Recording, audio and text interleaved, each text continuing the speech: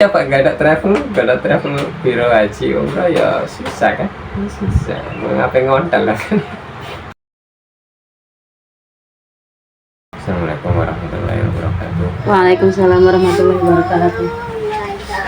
Alhamdulillah Nabi Muhammad Syafina Karasin Muhammad Alhamdulillah Sanaka Nawa Ummatan Wa Judatan Wa Judatan Wa Syafallah Wa Rasulullah Astagfirullah Astagfirullah Wajah mu'alif wajah bika wa syarifin wa syarifin wa kurihim wa kuriyatin wa ta'ala wa ta'ala A'udzubillahi minasyaitonir rajim. Bismillahirrahmanirrahim. Bismillahirrahmanirrahim.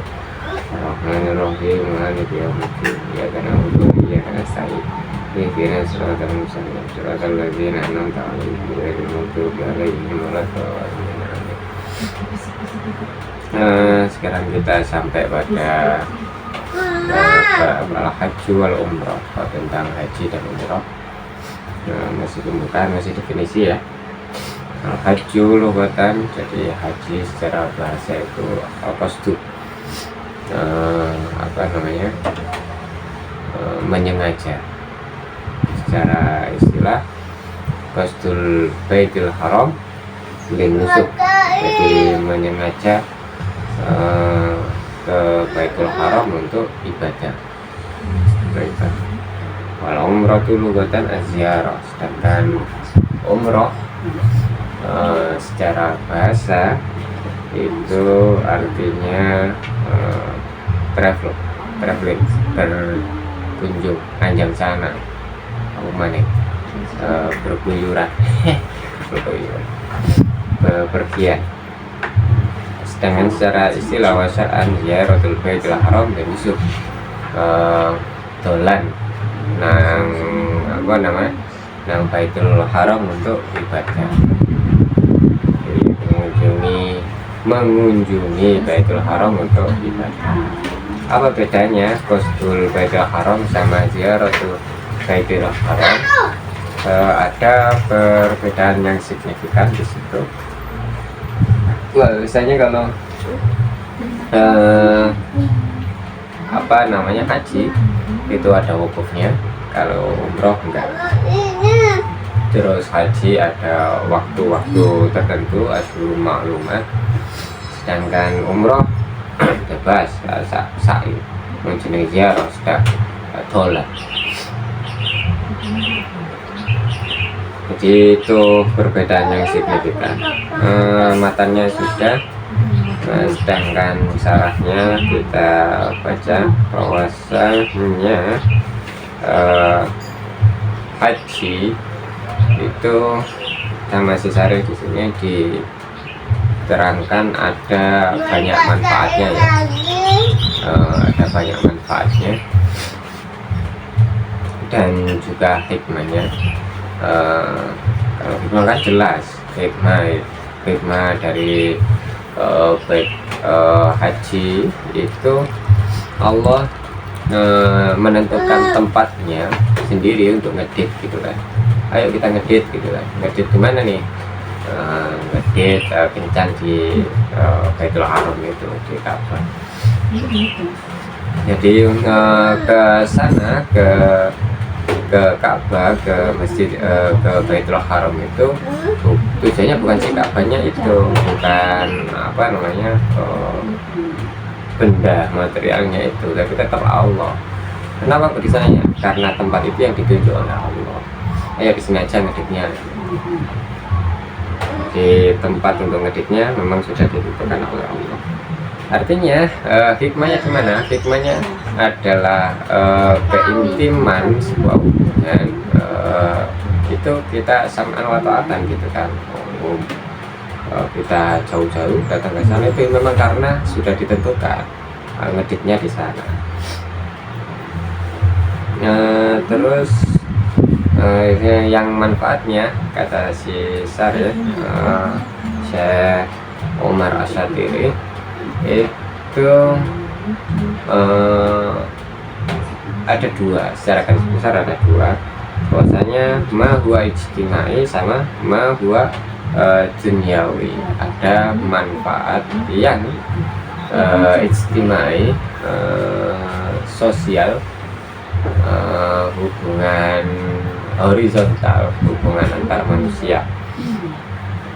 Bahwasanya di Ka'bah atau di Baitul Haram itu pertemuan masyarakat dunia, bisa dikatakan masyarakat dunia yang beragama Islam atau Muslim dunia, dari situ kumpul jadi satu dengan satu status, yakni sebagai ibadullah, sebagai hamba Allah, tanpa ada jabatan jabatan sebagai ulama, kayak jabatan sebagai pemerintah, kayak jabatan sebagai apa, pakainya sama, ikhram ya, seperti itu semuanya dalam kondisi yang sama, memblek jadi satu. Orang awam pun juga begitu, pakaiannya ya ikhram gitu.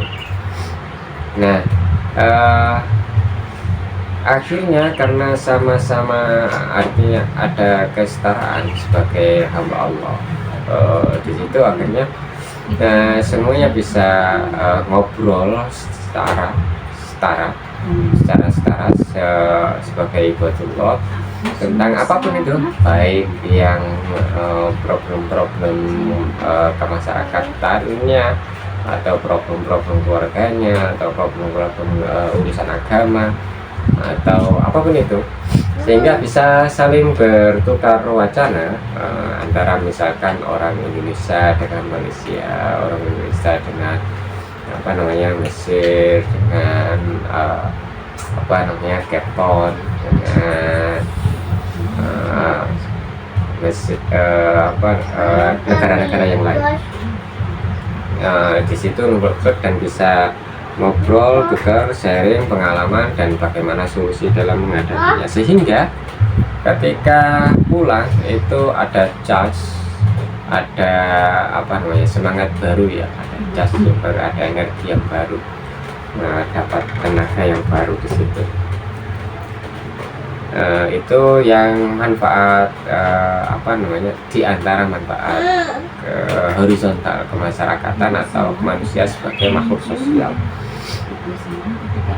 Dan kemudian semuanya pun memblok di situ, di Baitul Haram. Yang berikutnya manfaat duniawiyah, yakni manfaat yang materialistik atau yang berbentuk keduniaan ya, finansial atau ekonomi atau apapun itu. Jadi tentu ada manfaat-manfaatnya seperti itu, kayak travel gitu kan, jasa travel dan lain sebagainya. Semuanya dapat ada manfaatnya. Ada juga yang kesana juga bawa barang untuk dijual ya, walaupun nggak banyak, tapi tetap ada orientasi jualan. Apakah boleh? Boleh, walaupun sebagian ulama tidak memperbolehkan. Ada dualisme niat, ada istirokun niat. Yakni pertama tadi niat untuk ibadah haji, yang satunya niat untuk berbisnis. Yang seperti itu katanya menggugurkan ketulusan ibadah. Sedangkan kalau menurut Ibnu Hajar boleh, untuk dalam hal ini loh ya, akhirnya nanti 50% dia dapat pahala ibadah haji, 50% dapat pahala bisnis. Artinya sebetulnya sama sebenarnya, totalnya kan 100% ya. Satunya diunduh nanti ketika di akhirat, yang satunya di download langsung 50% di dunia, yang 50% di akhirat. Coba nggak ada travel biro haji umrah ya susah kan, susah. Ngapain ngontal lah kan, nggak perahu udah. Walaupun memang ada sebagian ulama yang orientasinya ya harusnya urusan ubudiyah doang, sehingga ketika memaknai ayat laisa alaikum junahun an tabtagu fadlam mir rabbikum, fadlan itu anugerah itu, yakni ibadah-ibadah sunnah yang mendorong kesempurnaan haji. Bagi para ibadah yang memperbolehkan untuk memenuhi fadlam mir rabbikum itu ya itu tadi, bisnis travel dan lain sebagainya, atau ya jual beli walaupun nggak banyak gitu kan. Jadi ada dua pendapat itu. Yang lebih menekankan untuk ibadah di sini ulama fikih tentu ya, ketika kita belajar fikih, ketika disebut ulama ya ulama fikih gitu kan. Ya, walillahi 'alan nasi hijjul bait. Jadi diksi walillahi didahulukan karena memang ada penekanan bahwasanya haji itu ya lillah, untuk Allah. Jadi memang ada penekanan, udah nggak usah orientasi bisnis, nggak usah orientasi apapun, itu ya bismillah lillahi 'alan nasi hijjul bait. Jadi ada penekanannya. Lagi di sini si Syarif menekankan bahwa kita ke Baitul Haram, ke Ka'bah itu tujuan kita ya tetap Allah, bukan Ka'bahnya, bukan Baitul Haramnya, tapi tetap Allah. Yang kesana karena tadi Allah yang menentukan, sehingga di sini si Syarif mencuplik kaulnya Sayyidina Umar, ini a'lamu annaka hajarun la tadurru wa la tanfa. Saya mengerti bahwasanya kamu ini Hajar Aswad, kamu itu cuma batu, jadi tidak bisa membahayakan dan juga tidak bisa memberikan manfaat. Sedangkan saya mencium kamu ini laula anni ra'aitu Rasulullah sallallahu alaihi wasallam yuqbiluka ma qabaltuka, sehingga kalau misalkan saya tidak melihat baginda Rasulullah mencium kamu, tentu saya tidak akan mencium kamu. Artinya semacam perbuatan-perbuatan atau aktivitas kesana itu memang murni itu karena perintah Allah melalui teladan Hadratul Rasul Sallallahu Alaihi Wasallam. Jadi karena Hadratul Rasul mencium Hajar Aswad ya, bagi mereka yang bisa mencium atau dihendaki mencium ya dicium. Sudah harus ikut-ikutan ya, kan katanya memang ngantri dan banyak ikut-ikutan ya. Kalau semoga aja memang terjadi. Terus wal hajju fi madzhabina wajibun ala tarahi. Menurut mazhab Syafi'i, haji itu nyantai ya kan, nyantai, tidak harus sekarang gitu.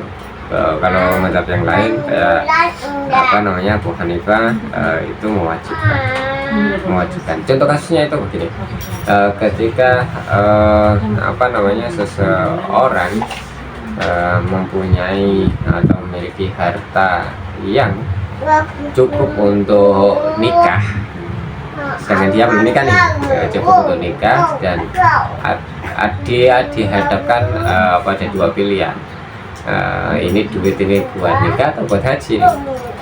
Nah, kalau Imam Syafi'i tadi kan alat tarafi, wajibnya itu alat tarafi. Kalau memang butuhnya itu untuk menyelesaikan problem individu, problem kehidupan tadi kan, karena ada hasrat seksual pemuda ya atau libido, sehingga butuh penyaluran.